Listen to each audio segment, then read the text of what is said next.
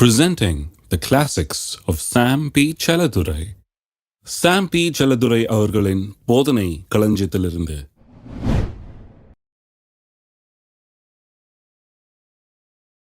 நீதிமொழி 10:22. கர்த்தரின் ஆசீர்வாதமே ஐஸ்வர்யத்தை தரும், அதனோடு அவர் வேதனையை கூட்டார். வேதனைன்னு சொன்னால் அந்த toil means to work, to exert strength in pain, to be fatigued in your body and in your mind. அதாவது இந்த கஷ்டம் வேதனைன்னு சொன்னால், வேலையில் வேதனைன்னு சொன்னால் அதிகமாய் பிரயாசப்பட்டு பலனை செலவழித்து சரீரத்திலும் மனதிலும் சோர்வடையத்தக்கதாக அந்த அளவுக்கு வேலை செஞ்சு களைத்து போகிறது. அதுதான் அந்த டாயில், வேலையில் இருக்கிற கஷ்டம். நான் உங்களுக்கு சொல்லுகிறேன், கர்த்தர் நீங்கள் அப்படி வாழ வேண்டும் என்று ஒரு நாளும் விரும்புகிறதே கிடையாது. கர்த்தர் அவரை போலவே நீங்கள் வாழ வேண்டும் என்று விரும்புகிறார். வேலை செய்யணும், செஞ்சு முடிச்சிட்டதுனால ஓய்வு எடுக்கணும். கஷ்டப்பட்டு வேர்வை சிந்தினதுனால இல்லை, வேலை செஞ்சு முடித்ததுனால ஓய்வு எடுக்கணும். வேலையில் மகிழ்ச்சி அடையணும். நீங்கள் செஞ்சதெல்லாம் பார்த்து இது நல்லா இருக்குதுன்னு சொல்லி உங்களுடைய மனம் அதிலே மகிழ வேணும். அப்படி தான் இருக்கணும்னு கர்த்தர் உங்களை இன்றைக்கும் விரும்புகிறார். அப்போ இதுக்கு எப்படி வர்றது? இதுக்கு வர்றதுன்னா முதல்ல எல்லாத்துக்கும் நாம் ஓனர்ஸ், நாம் தான் சொந்தக்காரர்கள் என்பதை புரிந்து கொள்ள வேணும். நீங்கள் தான் ஓனர் எல்லாத்துக்கும். எல்லாம் சொல்லுங்கள், நான் தான் ஓனர். இப்போ நம்பலனா கூட சும்மா சொல்லுங்கள், நம்புகிற மாதிரி ஆதாரங்களை பின்னால் தர்றேன், என்னை நம்பி சொல்லுங்கள். எல்லோரும் சொல்லுங்கள், நான் தான் சர்வத்துக்கும் ஓனர். ஆதியாகமம் 1ஆம் அதிகாரத்தில் மனுஷனை உண்டாக்குன உடனே தேவன் சில வார்த்தைகளை சொல்லுகிறார். 28ஆம் வசனத்தில் என்ன சொல்கிறார்? பலுகி பெருகி பூமியை நிரப்பி எல்லாவற்றையும் கீழ்ப்படுத்தி அதை ஆண்டுகொள்ன்றது டொமினியன் என்கிற வார்த்தை உபயோகப்படுத்துகிறார். டொமினியன் என்கிற வார்த்தை to rule and to govern, அதாவது ஆளுகை செய்வது, ஒரு காரியத்தை நிர்வகிப்பது அப்படின்ற அர்த்தத்தோடு வருகிறது. அது மட்டுமல்ல, ஆண்டுகொள்ளன்னு சொன்னால் நீ தான் இதுக்கெல்லாம் அதிபதியாக இருந்து ஓனராக இருந்து கொண்டு ஆண்டுகொள் என்ற அர்த்தத்திலையும் வருகிறது என்பதை கவனிக்க வேணும். அந்த டொமினியன் என்கிற வார்த்தையில் வெறும் ரூல் அண்ட் கவர்ன் என்ற ஐடியா மட்டும் இல்லை, யூ ஆர் த ஓனர் என்கிற ஐடியாவும் இருக்குது. நீங்கள் தான் எல்லாத்துக்கும், சர்வத்துக்கும் சொந்தக்காரர் என்கிற ஐடியாவும் இருக்குது. நீங்கள் தான் அதிபதி எல்லாத்துக்கும் அப்படிங்கிறாரு. மனுஷனை உண்டாக்கிட்டு அவர் சொல்கிறாரு, பலுகி பெருகி பூமியை நிரப்பி எல்லாத்தையும் கீழ்ப்படுத்தி ஆண்டுகொள். நீ தான் அதிபதி, நீ தான் இதுக்கு மேலே உள்ள அதிபதி, நீ தான் இதுக்கு ஓனர் என்கிறார். ஆதாமுக்கு அது சரியாக விளங்கலைன்னு நினைக்கிறேன். பாருங்கள், ஆதாம் ஒரு நாள் அந்த நான் தான் ஓனர்ன்ற ஒரு அறிவு அவனுக்கு வரலன்னு நினைக்கிறேன். ஏன்னா அந்த நான் தான் ஓனர்ன்ற அறிவு இருந்தால் சாத்தானை உள்ளே விட்டுருக்க மாட்டான். நீங்கள் வீட்டில் உட்காந்துருக்கிறீங்க, திருடன் உங்கள் மனைவிக்கிட்ட பேசி பொருளையெல்லாம் தூக்கிட்டு போகிறத வேடிக்கை பார்த்துட்டு இருப்பீங்களா? நீங்கள் ஹலோ வேடிக்கை பார்த்துட்டு இருக்க மாட்டீங்க. ஏன்னா நீங்கள் ஓனர்ன்ற அறிவு இருந்தால் அதை பற்றி ஏதாவது செய்வீங்க. முதல்ல அவனை கழுத்தை பிடிச்சி வெளியே எடுத்துகிட்டு போய் ஓட்டிட்டு கெட் அவுட்ன்னு இருப்பீங்க. ஆனால் ஆதாம் அதை செய்யலை. ஏன்னா நான் தான் இதுக்கு ஓனர், இதை பாதுகாக்க வேணும்ன்ற அந்த ஒரு உணர்வு அவனுக்கு இல்லாமல் போய்விட்டது. நம்முடைய வாழ்க்கையில் கூட நான் தான் ஓனர் என்று நாம் ஆளுகை நடத்தவில்லை என்றால், நாம் இன்சார்ஜ் எடுக்கலைன்னா, நாம் ஓனர்ன்ற அந்த ஒரு உணர்வு நாம் வாழலைன்னா, பிசாசு அங்கே நுழைஞ்சு அவன் கிரியை செய்ய ஆரம்பிச்சிட்றான். அவன் நுழைய ஆரம்பிச்சிட்றான். அவன் ஆதிக்கம் செலுத்த ஆரம்பித்து விடுகிறான். பாருங்கள், ஏதேன் தோட்டத்தில் அதே பிசாசு இயேசுவின் இடத்துல வந்தான். இயேசுடைய சோதனையில் பார்க்குறீங்க இல்லையா? மலை உச்சி கொண்டு போய் என்ன சொல்கிறான்? இந்த பூமியின் ராஜ்யங்களெல்லாம் காண்பித்து அதனுடைய மகிமையை காண்பித்து தாழ விழுந்து என்னை பணிந்து கொள்ளும், இதையெல்லாம் உமக்கு தருகிறேன் என்கிறார். இயேசு பாருங்கள் ரெஸ்பான்ஸ் எப்படி இருக்குது பாருங்கள். அவனை கொஞ்சம் கூட மதிக்கல. அவர் அப்பாலே போ சாத்தானே அப்படிங்கிறார். அப்படின்னா என்ன அர்த்தம்? முதலாவது, நீ ஓனர் கிடையாது இதுக்கு, நீ ஒரு திருடன். இதை அபகரித்து ஆக்கிரமித்து நீ அனுபவித்து கொண்டிருக்கிறாய். உன்னிடத்துலேருந்து பிடுங்கும்படியாக நான் வந்திருக்கேன். இதுக்கு நான் தான் ஓனர். கர்த்தர் என்ன ஓனராக நியமித்திருக்கிறார். உன்கிட்ட எடுக்கும்படியாக சட்ட ரீதியாக உன்னிடத்திலிருந்து பிடுங்கி மனுஷனுக்காக மனுஷனாக வந்திருக்கிறேன். நான் மனுஷனுடைய ஸ்தானத்தில் வந்திருக்கிறேன், மனுஷனாக வந்திருக்கிறேன், மனுஷனுக்கு பிரதிநிதியாக வந்திருக்கிறேன். உன்னிடத்திலிருந்து பிடுங்கி மனிதனுடைய கையில் அது கொடுக்கும்படியாக வந்திருக்கிறேன். ஆகவே நீ கொடுத்தா நான் வாங்கிக்க மாட்டேன், நீ தான் ஓனர் இல்லையே, நீ என்ன எனக்கு தர்றது? நான் எடுத்துக்கொள்ளுவேன். அந்த ஓனர்ன்ற சென்ஸ் பாருங்கள் எப்படி இருக்குதுன்னு. ஓனர்னாலே பிஹேவியரே மாறிடுது. நம்ம வீட்டுக்கு நாம தான் ஓனர்னோடனே பிஹேவியரை மாறிடுது. நீங்கள் யாராவது ஒரு ஆளை சும்மா வீட்டில் இருங்கன்னு சொன்னீங்கன்னா அந்த ஆள் எங்கேயா வெளியே போகும்போது எல்லாத்தையும் திறந்து போட்டு அப்படியே போயிடுவார். அவர் பாட்டு ஒரு பொறுப்பற்றவர்களாக இருப்பாங்க. பார்த்துருக்கீங்களா? ரூமில் இங்கே தங்கிக்கன்னு சொன்னால் லைட்டை போட்டு அப்படியே போயிடுவாங்க, ஃபேனை போட்டு அப்படியே போயிடுவாங்க, ஏசி அது பாட்டு ஓடிட்டுருக்கோம் அப்படியே போயிடுவாங்க. ஏன்னா அவங்களுக்கு அந்த ஓனர்ஷிப் சென்ஸ் கிடையாது. ஓனருக்கு தான் அது பார்க்கும்போது ஐயோ அநியாயமாக ஓடுதே இது அப்படின்னு. ஏன்னா ஓனரு அந்த ஓனர்ஷிப் சென்ஸ் கிடையாது. அதனால் அவங்க பாட்டுக்கு அப்படியே போட்டு போகிறது. வீட்டை பூட்டினோமா இல்லையா அதெல்லாம் கவனிக்கிறது இல்லை. நீங்கள் என்ன பண்ணுறீங்க? கையில் பூட்டை வச்சுட்டு கரெக்டாக பூட்டுறீங்க. ஏன்னா கண்ட ஆள் உள்ளே வரக்கூடாது. யார் வரணுமோ அவங்களுக்கு திறந்து விட்றீங்க. அதான் வேதம் சொல்லுது, நீ எவைகளை கட்டுவீர்களோ அவைகள் பரலோகத்தில் கட்டப்பட்டிருக்கும், நீங்கள் எவைகள் பூமியில் கட்டவிழ்க்கிறீர்களோ அவைகள் பரலோகத்தில் கட்டவிழ்க்கப்பட்டிருக்கும். நீங்கள் தான் லாக் பண்ணணும், நீங்கள் தான் ஓப்பன் பண்ணணும். அதிகாரம் உங்களுடைய கையில் இருக்குது. இதெல்லாம் கரெக்டாக நாம் செய்யணும். ஓனர்ஷிப் சென்ஸ் ரொம்ப முக்கியம். பாருங்கள், நிறைய பேருக்கு இந்த ஓனர்ஷிப் போதிக்கப்படுறதில்லை. நான் முன்னே சொன்ன ஒரு தடவை ஸ்டூவர்ட்ஷிப் தான் போதிக்கப்பட்டிருக்கிறது. நம்மளை என்ன சொல்லிட்டாங்க? நம்ம உக்ரானக்காரர், பொறுப்பாளிகள். கர்த்தர் நம்மெல்லாம் இதுக்கு நம்மகிட்ட இதை கொடுத்து நம்மளை ஒரு வாட்ச்மேன் மாதிரி வச்சுட்டு போயிருக்கிறாரு, இன்சார்ஜ் மாதிரி, மேனேஜர் மாதிரி வச்சுட்டு போயிருக்கிறாரு. நீங்கள் என்ன தான் நல்ல மேனேஜர் வச்சுருங்க, அவன் ஓனருக்கு ஈடாகாது. நல்ல வீட்டில் வேலை செய்கிற ஆளை வச்சிங்கன்னா கூட ஓனர் மாதிரி செய்ய மாட்டாங்க. ஓனர் துடைக்கும் போது அது வேறு மாதிரி இருக்கும். இவங்க துடைக்கும் போது எப்படி இருக்கும்? ஓனர் பார்க்குற இடமெல்லாம் துடைப்பாங்க கரெக்டாக. பார்க்காத இடமெல்லாம் 4 வருஷ அழுக்கு அப்படியே இருக்கும். பூச்சி அரிச்சு அங்கே எல்லாம் வேலையும் நடக்கும், கண்டுக்கவும் மாட்டாங்க. அதனால தான் நம்ம என்ன பண்ணுறோம்? சரி வா இங்கே பெருக்குன்னு சொல்லிட்டு பின்னாலேயே போகிறோம். அடுத்தது இதை பெருக்கு, அது இதை பண்ணு, அந்த மூளையை சரி பண்ணு, இது பண்ணுறோம். ஏன்னா ஓனருக்கு தான் அதனுடைய அருமை தெரியும். ஓனர் எல்லாம் சொல்லுங்க, நான் தான் ஓனர். இந்த ஓனர்ஷிப் சென்ஸ் ரொம்ப முக்கியம். பாருங்கள், நிறைய கிறிஸ்தவர்கள் அவர்கள்லாம் ஓனருங்கிறதுல அவங்களுக்கு ஒரு நம்பிக்கை இன்னும் ஏற்படவில்லை. அவங்க ஏதோ இந்த பூமியில் இருக்கிறோம், ஏதோ இருக்குது, வானம் பூமி எல்லாம் இருக்குது, யாரோ பண்ணி வச்சுருக்கிறாங்க, யாருதோ இது, நம்ம இருக்கிற வரைக்கும் காற்றை சுவாசிச்சுட்டு பேசாமல் போயிட்டுருப்போம் அப்படின்றதுனால தான் அப்யூஸ் பண்ணுறாங்க. இந்த உலகத்தை எல்லாத்தையும் அப்யூஸ் பண்ணுகிறார்கள். ஓனர்னு வந்த உடனே எல்லாத்தையும் பாதுகாக்கணும், எல்லாத்தையும் நல்லா வச்சுருக்கணும், எல்லாத்தையும் சுத்தமாக வச்சுருக்கணும் அப்படின்ற எண்ணம் வர ஆரம்பிச்சு விடும். பாருங்கள், எபிரேயருக்கு திருப்போம். எபிரேயர் 1ஆம் அதிகாரம் 1ஆம் வசனத்தில் வாசிக்கிறேன். பூர்வ காலங்களில் பங்கு பங்காகவும் வகை வகையாகவும் தீர்க்கதரிசிகள் மூலமாய் பிதாக்களுக்கு திருவுளம் பற்றின தேவன் இந்த கடைசி நாட்களில் குமாரன் மூலமாய் நமக்கு திருவுளம் பற்றினார். இவரை, யாரை? குமாரனை, இயேசுவை சர்வத்துக்கும் சுதந்திரவாளியாக நியமித்தார். இவரை கொண்டு உலகங்களையும் உண்டாக்கினார். இதை கவனிங்க, இவரை இயேசுவை என்ன பண்ணாராம்? சர்வத்துக்கும் சுதந்திரவாளியாக நியமித்திருக்கிறாராம். அப்போ எல்லாத்துக்கும் அவரை ஓனராக்கி இருக்கிறார். சுதந்திரவாளினா யார்? ஏதோ ஒன்றை சுதந்திரித்து கொண்டவன், அவனுக்கு ஏதோ கொடுக்கப்பட்டிருக்கிறது. சர்வத்துக்கும் சுதந்திரவாளியாக அவனை என்ன பண்ணியிருக்கிறாரு? நியமித்திருக்கிறார். அவரை நியமித்திருக்கிறார், இயேசுவை நியமித்திருக்கிறார். அப்போ சார்ல்ஸ் பி வில்லியம்ஸ் என்கிற ஒரு மொழிபெயர்ப்பாளர் இப்படி மொழிபெயர்க்கிறார் பாருங்க. அதை, Jesus is the lawful owner of everything. இயேசு சட்டப்படி எல்லாவற்றுக்கும் உரிமையாளர், சொந்தக்காரர் என்று மொழிபெயர்க்கிறார். ரொம்ப கரெக்டான மொழிபெயர்ப்பு.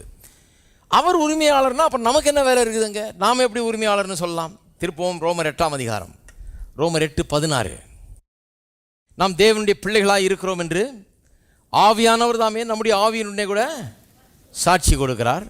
நாம் பிள்ளைகளானால் சுதந்திரமாமே, தேவனுடைய சுதந்திரம் கிறிஸ்துவுக்கு உடன் சுதந்திரமாமே. யாரை பற்றி இங்கே சொல்லியிருக்கு? நம்ம பற்றி. நாம் யார்? தேவனுக்கு சுதந்திரர், கிறிஸ்துவுக்கு உடன் சுதந்திரர். சுதந்திரர்னா என்ன? அவருக்கு என்னவெல்லாம் இருக்குதோ அதெல்லாம் நமக்கும் சொந்தம். அவர் எதுக்கெல்லாம் சொந்தக்காரரோ அதுக்கு நாமெல்லாம் சொந்தக்காரர்களாக இருக்கிறோம். இன்னொரு வசனம் திருப்போம், கலாத்தியர் 4ஆம் அதிகாரம். ஒரு முக்கியமான காரியத்துக்கு இங்கே வர்றோம். இப்போ ஒரு காரியத்தை காண்பிக்க போகிறேன். கலாத்தியர் 4ஆம் அதிகாரம் 1ஆம் வசனம். பின்னும் நான் சொல்லுகிறது என்னவெனில், சுதந்திரவாளியானவன் எல்லாவற்றுக்கும் எஜமானாக இருந்தும் அவன் சிறு பிள்ளையாக இருக்கும் காலமளவும் அவனுக்கும் அடிமையானவனுக்கும் வித்தியாசம் இல்லை. அந்த காலத்தில் அடிமைகள் இருப்பாங்க வீட்டில். அவங்க தான் வீட்டை தொடச்சி க்ளீன் பண்ணி பிள்ளைகளை ரெடி பண்ணி எல்லாம் பண்ணி வேலைக்காரர்கள் மாதிரி வேலை செய்கிறவங்க. அவங்க அந்த காலத்தில் அடிமைகளே வாங்கி வச்சுருப்பாங்க. அந்த கான்டெக்ஸ்டில் சொல்கிறாரு அவர், ஒரு சுதந்திரவாளியாக இருக்கிறவன் அவன் சிறு பிள்ளையாக இருக்கிற வரைக்கும் அவனுக்கும் அடிமைக்கும் எந்த வித்தியாசமும் கிடையாது. அடிமைன்றவனுக்கு ஒன்றும் கிடையாது, அவனுக்கு எதுவும் சொந்தமே கிடையாது. அவன் ஒரு ஓட்டாண்டி, எதுக்குமே சொந்தமே கிடையாது. ஆனால் இவனும் இந்த பிள்ளை ஆண்டான், அவன் வந்து எல்லாத்துக்கும் உரிமையாளன், அவன் எல்லாவற்றுக்கும் எஜமானவன். ஆனால் அவன் சிறு பிள்ளையாக இருக்கும்போது எதுக்குமே எஜமான் இல்லைன்ற விதத்தில் தான் அவன் வாழ்கிறான். ஏன்னா அவனுக்கு ஒன்றும் புரியல, எவ்வளோ சொத்து இருக்குது, நமக்கு எவ்வளோ ஒர்த்து, நம்ம எதுக்கு எஜமான், எதுக்கு உரிமையாளராக இருக்கிறோம் நம்மன்றது அவனுக்கு கொஞ்சம் கூட புரியாத காரியமாக இருக்கிறது. புரியாததுனால அவ்வளவுத்துக்கும் அவன் எஜமானாக இருந்தும் சிறு பிள்ளையாக இருக்கிற வரைக்கும் அவனுக்கும் அந்த அடிமைக்கும் வித்தியாசமே கிடையாது. ஆவிக்குரிய வளர்ச்சியில் இது ரொம்ப முக்கியம். பாருங்கள், இந்த சிறு பிள்ளைத்தனத்திலிருந்து நிறைய பேர் வளர வேண்டும். நாம் யார் என்பதை புரிந்து கொள்ள வேணும், நாம் சுதந்திரவாளிகள் என்பதை புரிந்து கொள்ள வேணும், நமக்கு என்ன கொடுக்கப்பட்டிருக்கிறது என்பதை புரிந்து கொள்ள வேணும், நமக்கு என்ன சொந்தம் என்பதை புரிந்து கொள்ள வேணும். புரிந்து கொண்டு அதை சுதந்திரிக்க வேண்டும். சிறு பிள்ளையாகவே இருக்கக்கூடாது. சிறு பிள்ளையை ஆரம்பிக்கலாம், ஒன்றும் தெரியாமல் இருக்கலாம், ஆனால் அப்படியே இருந்துடக்கூடாது. சபைக்கு போய் கேட்க கேட்க கேட்க இந்த அறிவு, இந்த ஞானம் பெருக வேண்டும். நான் யார், எனக்கு என்ன சொந்தம், எனக்கு என்ன கொடுக்கப்பட்டிருக்கிறது, எதுக்கெல்லாம் நான் உரிமையாளங்கிறத புரிந்து கொள்ள வேண்டும். இருக்கீங்களா? இதை இல்லஸ்ட்ரேட் பண்ணுகிறதுக்கு இதுக்கு உதாரணமாக ஒரு சம்பவம் சுவிசேஷங்களில் இருக்கிறது. லூக்கா 15ஆம் அதிகாரத்துக்கு திருப்போம். லூக்கா 15ஆம் அதிகாரம் 11ஆம் வசனத்திலிருந்து வாசிக்கிறேன். பின்னும் அவர் சொன்னது, ஒரு மனுஷனுக்கு 2 குமாரர் இருந்தார்கள். அவர்கள் இளையவன் தகப்பனை நோக்கி, தகப்பனே, ஆஸ்தியில் எனக்கு வரும் பங்கை எனக்கு தர வேண்டும் என்றான். அந்தபடி அவன் அவர்களுக்கு தன் ஆஸ்தியை பங்கிட்டு கொடுத்தான். சில நாட்களுக்கு பின்பு இளைய மகன் எல்லாவற்றையும் சேர்த்து கொண்டு தூர தேசத்துக்கு புறப்பட்டு போய் அங்கே துன்மார்க்கமாய் ஜீவனம் பண்ணி தன் ஆஸ்தியை அழித்து போட்டான். எல்லாவற்றையும் அவன் செலவழித்த பின்பு அந்த தேசத்திலே கொடிய பஞ்சம் உண்டாயிற்று. அப்பொழுது அவன் குறைவுபட தொடங்கி அந்த தேசத்து குடிகளில் ஒருவனிடத்தில் போய் ஒட்டி கொண்டான். பாருங்க, இயேசு வேணும்னு இந்த கதையை சொல்கிறாரு. இது எல்லா தலைமுறையினருக்கும் ஒரு பெரிய பாடமாக இருக்கணும். போகிறான், எல்லாத்தையும் அழிச்சிட்றான், சொத்தெல்லாம் அழிச்சிக்கிட்டு போய் அந்த தேசத்து குடிமகனில் ஒருத்தனோட ஒட்டி கொள்ளுகிறான். ஒட்டி கொள்கிறான்னா அவனை இப்போ ஆதாரமாக கருதுகிறான். அவன்கிட்ட சாப்பிட்டுக்கலாம், அவன்கிட்ட இருந்துக்கலாம், அவன்கிட்ட ஓட்டிக்கலாம். அதாங்க கனெக்ட் ஆகிடுறாங்க, போயிட்டு எப்படியாவது இவன்கிட்ட பொழைச்சிக்கலாம் அப்படின்னு ஒட்டி கொண்டான். அந்த குடியானவன் தன் வயல்களில் பன்றிகளை மேய்க்கும்படி அனுப்பினான். ரொம்ப பணக்கார வீட்டு பிள்ளை, ஆஸ்தியெல்லாம் வாங்கிட்டு வந்து எல்லாத்தையும் நாசம் பண்ணிவிட்டு கடைசியில் பன்றி மேய்க்கிற வேலைக்கு வந்திருக்கான். அப்பொழுது பன்றிகள் தின்கிற தவிட்டினாலே தன் வயிற்றை நிரப்ப ஆசையாக இருந்தான். தேசத்தில் வேறு பஞ்சம், சாப்பாடு கிடைக்க மாட்டேங்குது. பன்றிகள் தின்ற தவிட்டையாவது சாப்பிட்டு வயிறை நிரப்பவன் ஆசையாக இருந்தான். ஒருவனும் அதை அவனுக்கு கொடுக்கவில்லை. இப்போ தான் அவனுக்கு உலகம் புரியுது. பாருங்கள், நிறைய பேர் உலகத்தை இன்னும் புரிஞ்சிக்கல. உலகத்தில் ஒரு எக்கனாமிக் சிஸ்டம் இருக்குது. அது என்னன்னா, ஈயாதே, ஒருவனுக்கும் ஒன்றும் கொடுக்காத, ஒருவேளை சோறை போடாத. அதான் உலக சிஸ்டம். ஒன்றும் செய்யாத, நீ மட்டும் சாப்பிட்டு நீ மட்டும் நல்லா இரு. இது நிறைய பேருக்கு வழங்கல. பாருங்கள், அவங்க நினச்சிட்டு அவர் ரொம்ப நல்லவருங்க, அவர் செய்வாருங்க, எங்கள் மாமா ரொம்ப நல்லவருங்க, அவர் செய்கிறேன்னு சொல்லியிருக்கிறாருங்க, எங்கள் சித்தப்பா பண்ணுறேன்னு சொல்லியிருக்காருங்க. கண்டிப்பாக செய்ய மாட்டார், நான் சொல்கிறேன். இதெல்லாம் நம்பியிருந்தீங்கன்னா கண்டிப்பாக செய்ய மாட்டாங்க. ஏன்னா உலகம் அப்படி தான். ஒரு விஷயம் பஞ்சம்னு வரும்போது முதல்ல அவங்க சாப்பிட்றது தான் பார்ப்பாங்க. இவன் போய் அந்த தவிட்டுக்காக கேட்குறான். அவன் சொல்கிறான், எங்கள் பண்ணி என்ன ஆகுறது, நீ அந்த தவிட்டை சாப்பிட்டீங்கன்னா எங்கள் பண்ணி என்ன ஆகுறது, போயான்றான். அப்போ தான் அவனுக்கு உலகம் புரியுது. தவிட்டை சாப்பிட பார்க்குறோம், அதை கூட தரமாட்டேங்கிறாங்களே அப்படின்னு அவனுக்கு புரியுது. Nobody gives anything to anybody. அதுதான் உலகம். யாரும் எவருக்கும் எதையும் சும்மா தருவதே கிடையாது. சும்மா தர்றாங்கன்றது சும்மா, அது நிறைய பேர் புரியுறது இல்லை. பாருங்கள், உலகத்தில் எதுவுமே ஃப்ரீ கிடையாது. எனக்கு ஒரே ஒருத்தர் தான் தெரியும் ஃப்ரீயாக தர்றவர், இலவசமாய் எல்லாவற்றையும் நமக்கு தருகிறவர், நம்முடைய தேவன் ஒருவரே. இயேசு ஒருவரே எல்லாத்தையும் இலவசமாக தர்றவர். அதனால தான் அவரை நம்பணும். பாருங்க, இதெல்லாம் நம்பி பிரயோஜனம் கிடையாது. அவன் புத்தி இப்போ தான் அவனுக்கு தெளியுது. பாருங்க, யாரும் அவனுக்கு ஒன்றும் கொடுக்கவில்லை. அடுத்த வசனம் சொல்லுது, அவனுக்கு புத்தி தெளிந்த போது இப்போ தான் தெரியுது. ஓஹோ, இதுதான் உலகமா? யாருமே ஒன்றுமே தரமாட்டாங்களா, நமக்கு எதுவுமே செய்ய மாட்டாங்களா? ஒருத்தரும் ஒரு கை கொடுத்து ஹெல்ப் பண்ண மாட்டாங்களா? எதுவுமே கிடையாதா? இந்த உலகம் அப்படிதானா? அதுதான் உலகம். அதனால தான் நான் சொல்கிறேன், இந்த உலகத்தை நம்பி வாழாதீர்கள், கடவுளை நம்பி வாழுங்கள்.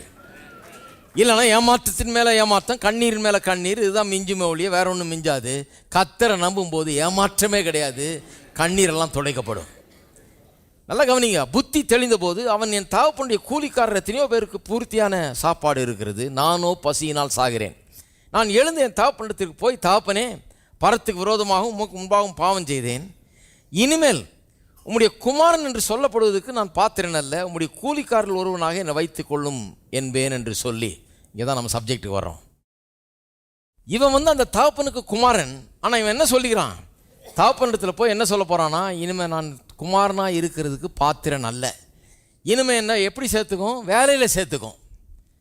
என்ன, நான் இனிமேல் குமாரனாக சாப்பிட விரும்பலை, குமாரனாக இந்த குமாரனுக்கு இருக்கிற ஸ்லாக்கியத்தையும் பாக்கியத்தையும் அனுபவிக்க விரும்பலை. வீட்டில் குமாரன் என்கிற ஸ்தானத்தில் எல்லாத்தையும் அனுபவிச்சுட்டு போக விரும்பலை. நான் என்னை எப்படி சேர்த்துக்கொள்ளும்? கூலிக்கு சேர்த்துக்கொள்ளும், என்னை வேலைக்காரனாக சேர்த்துக்கொள்ளும். நிறைய கிறிஸ்தவங்க அப்படி ஜாயின் பண்ணிட்டாங்க. நிறைய கிறிஸ்தவங்க இப்படி ஜாயின் பண்ணி ரொம்ப காலமாக அப்படி தான் இருக்கிறாங்க. அவங்களுக்கு என்ன, இந்த சாம் செல்லதுரை கிடக்கிறாரியா, அவர் சூட்டை கட்ட மாட்டிட்டு குமாரன் குமாரன் பாக்கியம் ஸ்லாக்கியம் ஆசீர்வாதம் அப்படின்னு சொல்லிட்டு இருக்காரு. அதெல்லாம் ஒன்றும் கிடையாதாக்கும். கர்த்தருக்கு நான் அடிமை, நான் வேலைக்காரன், இப்படியே இருந்துட்டு போகிறேன். நான் என் வாழ்நாள் முழுக்க நான் வேலைக்காரனாகவே கர்த்தருக்கு இருக்கிறாங்க. அந்த மாதிரி ஆட்கள் நிறைய இருக்கிறாங்க. உங்கள்கிட்டையும் அப்படி சொல்லுவாங்க. அதுக்கு தான் இப்போவே சொல்லி வைக்கிறேன், அவங்க சொல்கிறதுக்கு முன்னாடி. வேலைக்காரனாகவே இருந்துட்டு போகிறேன். பிசாசுக்கு அது ரொம்ப பிடிக்கும் பாருங்க. குமாரர்கள் தாங்கள் குமாரர்கள் என்கிறத எண்ண மறுத்து, குமாரர்கள் ஸ்லாத்தை வெறுத்து, குமாரர்கள் என்கிற அந்த பாக்கியத்தையும் ஸ்லாக்கியத்தையும் வெறுத்து தங்களை வேலைக்காரர்களாக அடிமைகளாக எண்ணும் போது பிசாசுக்கு அது ரொம்ப முக்கியம். ஏன்னு சொன்னால் அவன் போட்டு தலையில் மிதிக்கலாம். இப்போ நம்மளுக்கு தாழ்வு மனப்பான்மை உண்டு பண்ணலாம், நம்மளை ஒன்றும் இல்லாதவர்களை போல அவன் வாழ வைக்கலாம். அது அவனுக்கு ரொம்ப பிடிக்கும். நீங்கள் குமாரன்னு திருப்பி வந்துட்டீங்கன்னா தான் அவனுக்கு வம்பு. ஆகவே நீங்கள் வேலைக்காரராக இருக்கணுன்னே அவன் விரும்புகிறான் பாருங்க.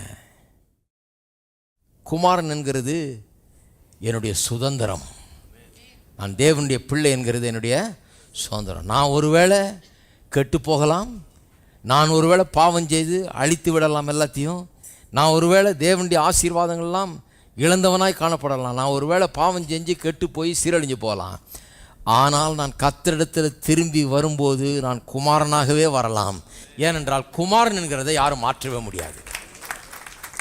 குமாரன்றதை எப்படி மாற்ற முடியும்? பிறந்தாச்சு குமாரனா, நான் அவருடைய குடும்பத்தில் பிறந்துட்டேன். ஆமாம், நடுவழியில் கெட்டு போயிட்டேன். ஆனால் அவருடைய குடும்பத்தில் நான் பிறந்துட்டதுனால அந்த குமாரன் என்கிற ஸ்லாக்கியம் என்னுடையது, என்னுடைய பிறப்புரிமை, அது என்னுடைய சுதந்திரம். அது நான் திரும்பவும் அதை எடுத்துக்கொள்ளலாம். குமாரனாக அந்த ஸ்லாக்கியத்தையும் பாக்கியத்தையும் நான் அனுபவிக்கலாம். குமாரன்கிற ஸ்தானத்திலே நான் இருக்கலாம். ஆனால் பிசாசானவன் என்னன்னா, நாம் குமாரர் என்கிறத உணர்ந்துடக்கூடாதுன்னு தான் அவனுக்கு. ஏன்னா அது சுதந்திரம். நம்ம சுதந்திரத்துக்குள்ளே நம்ம பிரவேசித்திடக்கூடாது. ஏதோ அடிமையாக வேலைக்காரனாக இருந்துட்டு போ அப்படின்னு சொல்லி அந்த மாதிரி காரியங்களை சொல்லி கொடுத்துட்றான். ஆகவே நிறைய கிறிஸ்தவர்கள் இன்றைக்கு அடிமைகளாகவும் கர்த்தருக்கு வேலைக்காரனாகவும் அடிமையாலாம் இருக்கிறாங்க. ஆனால் குமாரன் என்கிறத ஒத்துக்கொள்ளவே மாட்டாங்க. அந்த பாக்கியத்திலையும் ஸ்லாக்கியத்திலையும் நடக்கவே மாட்டார்கள். பாருங்கள், குமாரனுக்கும் வேலைக்காரனுக்கும் பெரிய வித்தியாசம் இருக்குது. வேலைக்காரனுக்கு எஜமானுடைய எண்ணமோ நோக்கமோ ஒன்றும் தெரியாது பாருங்கள்.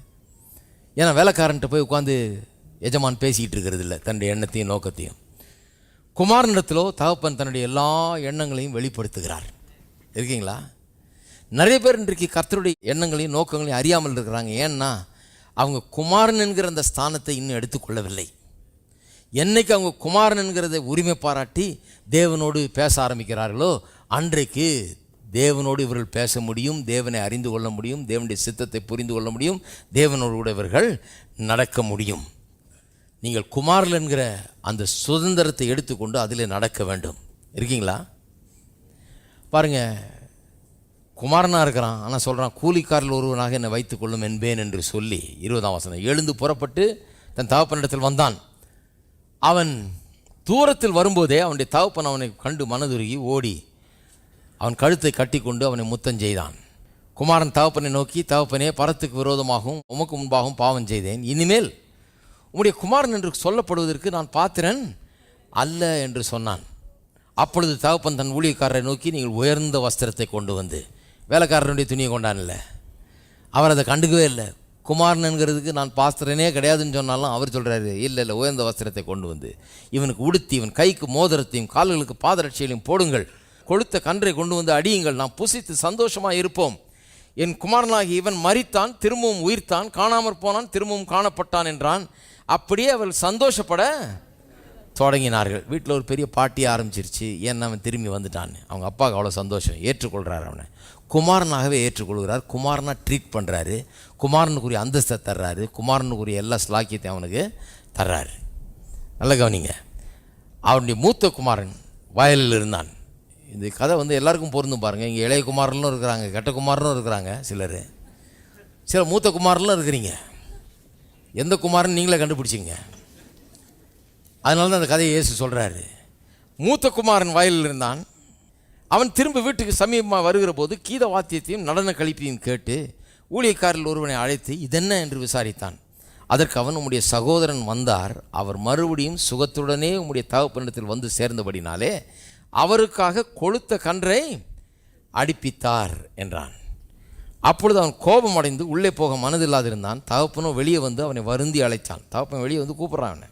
அவன் தகப்பனுக்கு பிரதித்திரமாக, இதோ இத்தனை வருஷ காலமாய் நான் உமக்கு ஊழியம் செய்து ஒரு காலம் உடைய கற்பனை மீறாதிருந்தும் என் சிநேகிதரோட நான் சந்தோஷமாக இருக்கும்படி நீர் ஒரு காலம் எனக்கு ஒரு ஆட்டுக்குட்டியாவது கொடுக்கவில்லை. எனக்கு ஒரு ஆட்டுக்குட்டி அடிச்சுக்கிறேன் என்னைக்காது? இவனுக்குள்ள கொளுத்து கன்றது உருப்படாத ஃபெலோவுக்கு அடித்து வச்சிருக்கிறீர். எல்லாத்தையும் நாசம் பண்ணிட்டு வந்திருக்கான், அவனுக்கு எல்லாத்தையும் பண்ணியிருக்கிறீர். எனக்கு ஒரு சின்ன ஆட்டுக்குட்டியை கூட நீர் அடித்ததில்லை அப்படிங்கிறான். வேசிகள் இடத்தில் உடைய ஆஸ்தி அழித்து போட்ட உடைய குமாரனாகிய இவன் வந்தவுடனே கொளுத்த கன்றை இவனுக்காக அடிப்பித்தீரே என்றான். அதற்கு தகப்பன், இப்போ கவனிங்க, இங்கே தான் வர்றோம். மகனே, நீ எப்போதும் என்னோடு இருக்கிறாய். இப்போ கவனிங்க, இந்த இடத்த அண்டர்லைன் பண்ணணும். எனக்குள்ளதெல்லாம் உன்னுடையதாக இருக்கிறது. அவர் சொல்கிறார், ஏன்பா ஒரு கன்று என்ன 10 கன்று கூட அடிச்சுக்க, நீ 100 கொளுத்த கன்று கூட அடிச்சுக்கோ, எனக்குள்ளதெல்லாம் உன்னுடையதாக இருக்கிறது. எல்லாரும் சொல்லுவோம், எனக்குள்ளதெல்லாம் உன்னுடையதாக இருக்கிறது. பாருங்க, இந்த இளைய குமாரன், கெட்ட குமாரனுடைய பிரச்சனை என்ன? குமாரன் அவன் இருந்தாலும் தன்னை வேலைக்காரனை போல எண்ணிக்கொள்ளுகிறான்.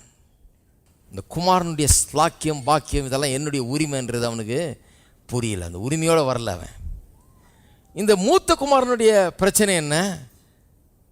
அவனும் குமாரனாக தான் இருக்கிறான், ஆனால் எல்லாம் என்னுடையது, என் தகப்பனுடைய இதெல்லாம் என்னுடையதுன்றது அவனுக்கு விளங்கிக்கல. பாருங்க என்ன வருத்தம் பாருங்க. அவ்வளோ பெரிய வீட்டில் இருந்துக்கிட்டு இவ்வளோ நல்ல தகப்பனை வச்சுக்கிட்டு எல்லாம் என்னுடையது என்பது அவனுக்கு புரியவில்லை.